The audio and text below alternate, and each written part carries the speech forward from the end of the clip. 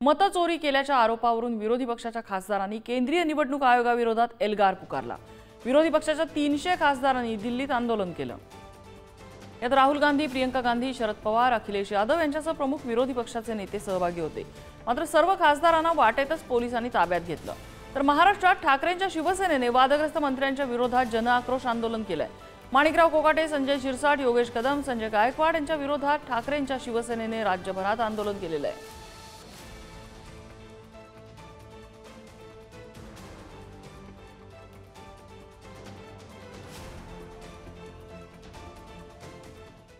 महायुती सरकार सत्तेत आल्यापासून काही मंत्री सतत वादात सापडतात। मात्र या मंत्र्यांविरोधात सरकारने कुठलीही कारवाई केलेली नव्हती।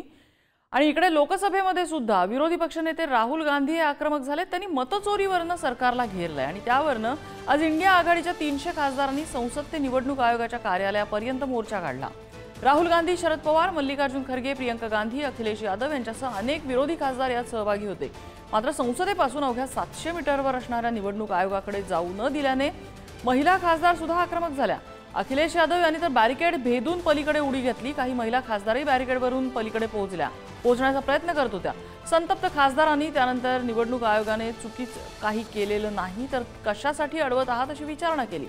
मतांवर दरोडा टाकू नका असा हल्लाबोलही या खासदारांनी केलाय।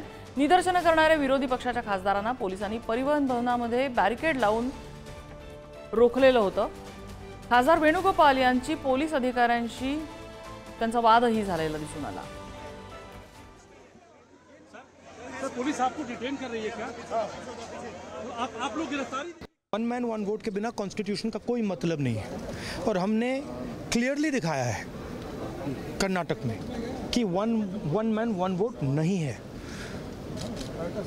Multiple man multiple vote, one man multiple vote, सारा कुछ चल रहा है।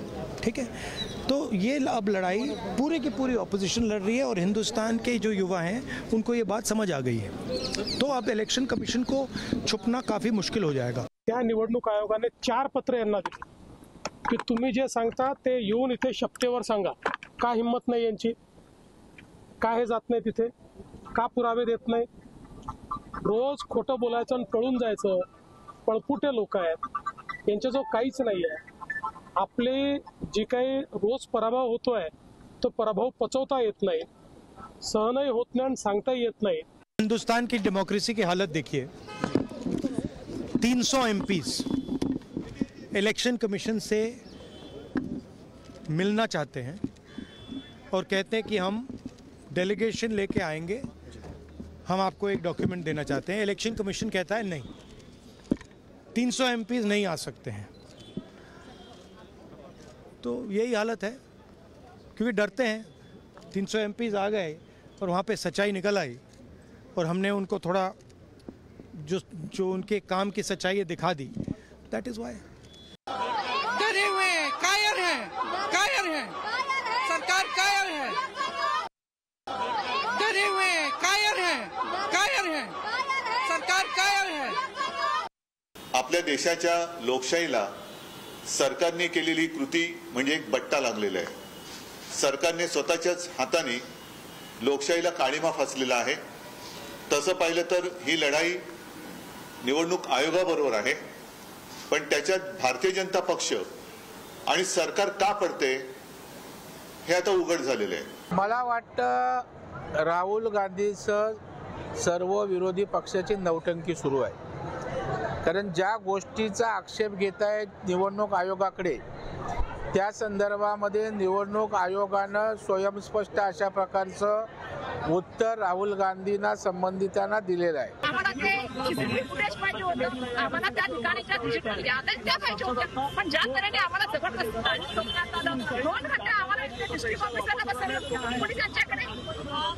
इलेक्शन कमिशनला विरोध केले। आम्ही सुद्धा 18 लाख लोकांचं निवडून येतो। आमचं म्हणणं ऐकायला पाहिजे होतं। 2 वाजता हाऊस सुरू होणार आहे, 2:15 तुम्ही सोडता, बिल पास करायचे तुमच्या मनमानी कारभाराने। असं लोकशाहीशी आणि लोकतंत्राशी खेळू नका, देशाच्या संविधानाशी खेळू नका। जनता सगळं समजते, येणाऱ्या दिवसामध्ये जनताच तुम्हाला शिकवेल। आमचं जी निवडणूक आयोगावर आज मोर्चा होता तो मोर्चा चिरडून टाकण्याचा या पोलीस प्रशासनाला हाताशी धरून केलेला हा प्रयोग आहे। कारण सत्यता कुठेतरी समाजासमोर येत असताना ती सत्यता समाजासमोर आलीच नाही पाहिजे या भावनेतून आमच्या फक्त 30 खासदारांना वेळ देण्याचं कबूल केलं. तर आमची मागणी एक आहे की प्रत्येक खासदार त्या ठिकाणी भेटला पाहिजे. काँग्रेसने वर्षानुवर्ष निवडणूक आयोगाला स्वतःच्या ताब्यात ठेवण्याचा प्रयत्न केला. ज्या चावलाने सोनिया गांधींकडनं MP फंडातून मदत घेतली त्या चावलांना निवडणूक आयोगाचं प्रमुख केलं. जे गिल निवडणूक आयुक्त पदी होते त्यांना रिटायरमेंट नंतर राज्यसभेचं खासदार केलं, त्यांना केंद्रात मंत्री केलं.